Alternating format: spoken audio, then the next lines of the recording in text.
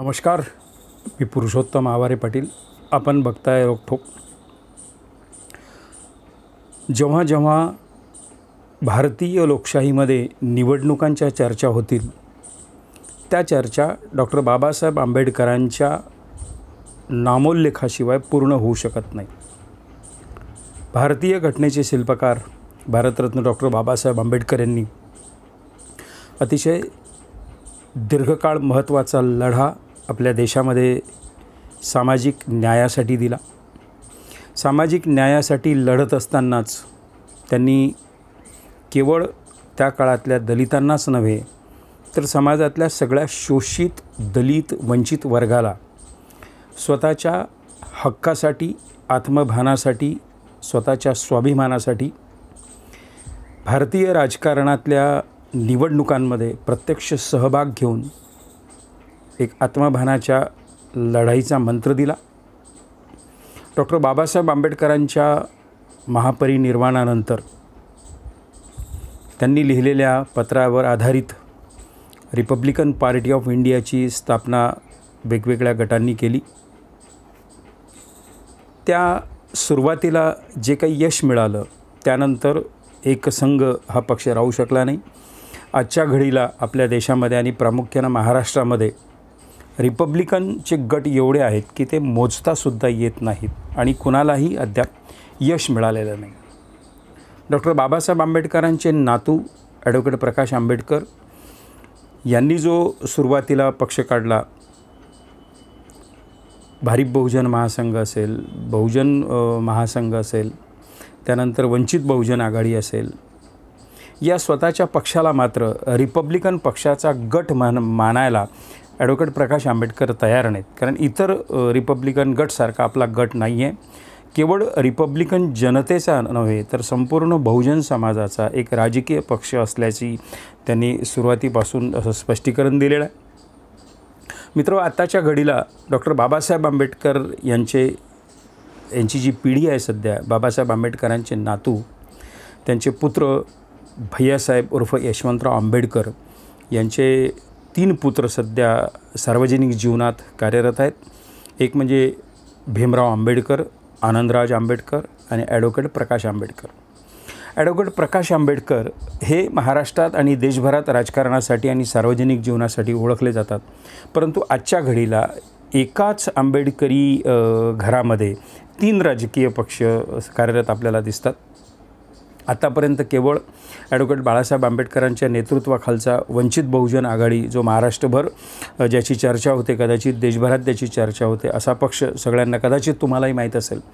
परंतु काही 1-2 वर्षापूर्वी बाळासाहेब आंबेडकरांचे म्हणजे प्रकाश आंबेडकरांचे बंधू आनंदराज आंबेडकर यांची एक जुनी जी संघटना होती रिपब्लिकन सेना, जी मुंबई प्रदेश आणि कोकणातल्या जिल्ह्यांमध्ये मोठ्या प्रमाणावर काम करत होती, तिथेच ती अधिक आपला प्रभाव पाडत होती. मुंबईतलं कदाचित इंदू मिलचं डॉक्टर बाबासाहेब आंबेडकरांच्या स्मारक करण्याचा जो मुद्दा असेल तो जर तुम्हाला आठवला असेल तर त्यामागे रिपब्लिकन सेनेचं आणि आनंदराज आंबेडकरांचं योगदान, त्यांचा संघर्ष, त्यांचा लढा हे सगळ्यांना या निमित्ताने आठवत असेल.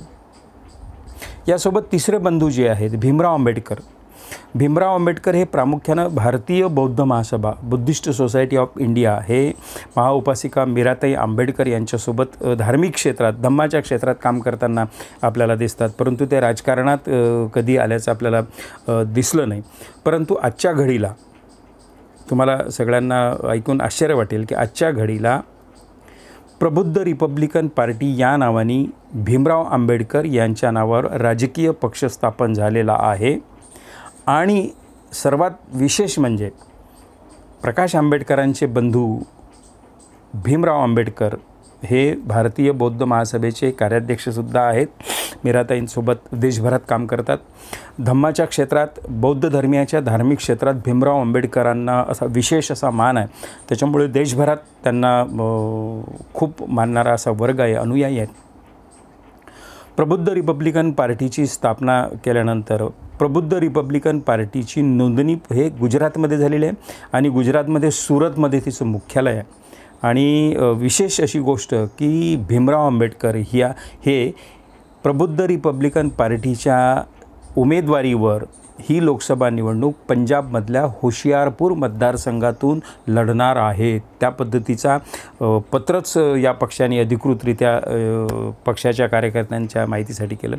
होशियारपूर हे तेच शहर आहे पंजाबमधलं की जिथून बामसेफ आणि बहुजन समाज पक्षाचे संस्थापक कांशीरामजींनी आपल्या राजकीय जीवनाला सुरुवात केली होती. प्रत्यक्षात लोकसभेत कधी त्यांना यश मिळालं नाही, परंतु एक 2-3 वेळ होशियारपूर मतदारसंघातून कांशीराम यांनी आपली राजकीय कारकीर्द सुरू केली. पंजाबमध्ये दलितांचा टक्का जो आहे तो खूप मोठा आहे. त्याच्यामुळे पंजाब असेल, उत्तर प्रदेश असेल, इथे मोठ्या प्रमाणावर डॉक्टर बाबासाहेब आंबेडकरांना मानणारा वर्ग आहे. उत्तर भारतात प्रामुख्याने डॉक्टर बाबासाहेब आंबेडकरांना मानणारा खूप मोठा वर्ग आहे. म्हणजे तो राजकारणातसुद्धा सक्रिय आहे. कदाचित तिकडे त्यांना चमार किंवा चर्मकार म्हणतात. त्यांची संख्या अनेक जिल्ह्यांमध्ये, अनेक लोकसभा क्षेत्रामध्ये कुठे 25%, कुठे 30% असं क्षेत्र. सगळ्यांना आठवत असेल, मला वाटते चंद्रशेखर आझाद, चंद्रशेखर रावण हे सुद्धा चर्मकार समाजाचे आहेत. आणि डॉक्टर बाबासाहेब आंबेडकरांना मानणारा हा एक मोठा वर्ग आहे. महाराष्ट्रातल्या आंबेडकरी समुदायाच्या तुलनेत 4 पावलं पुढे जाऊन इथला उत्तर भारतातला दलित हा अधिक कट्टर आहे असं समजलं जातं. तर सांगायचा मुद्दा असा की डॉक्टर बाबासाहेब आंबेडकरांचे 3 नातू म्हणजे प्रकाश आंबेडकर, आनंदराज आंबेडकर आणि भीमराव आंबेडकर हे तिघंही सध्या लोकसभा निवडणुकांमध्ये 3 वेगवेगळ्या पक्षाच्या उमेदवारीवर लढता आहेत.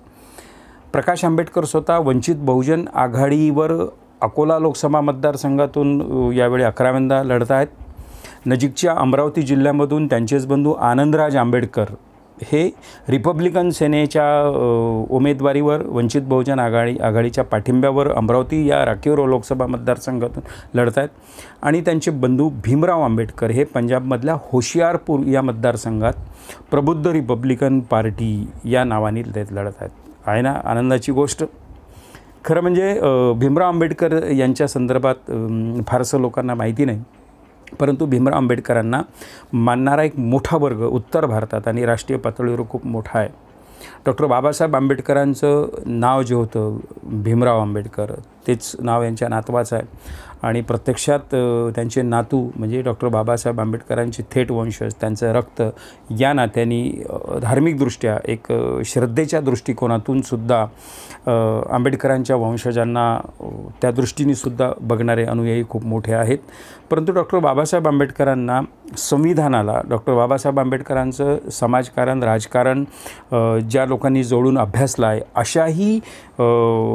असेही खूप मोठे वर्ग आहेत की जे आंबेडकरी परिवाराला, आंबेडकरी या वंशजांना, त्यांच्यातल्या वारसांना खूप मानणारा एक मोठा वर्ग आहे. या निमित्ताने ही बातमी तुम्हाला द्यायची होती की एकतर होशियारपूरमधून, अमरावतीमधून आणि अकोल्यातून घटनाकार डॉक्टर बाबासाहेब आंबेडकरांचे हे 3 नातू थेट या निवडणुकांच्या रिंगणामध्ये उतरलेले आहेत.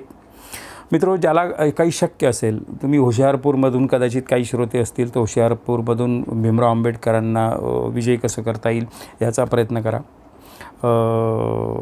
तुम्ही जर त्यांना मानणारे कार्यकर्ते असाल, चाहते असाल तर अमरावतीमधून आनंदराजांना कसं मदत करता येईल त्याचा प्रयत्न निश्चित अनुयायी करतील, त्यांचे चाहते करतील. अकोल्यातून प्रकाश आंबेडकरांना विजयी होण्यासाठी त्यांचे अनुयायी निश्चित विजयी करतील.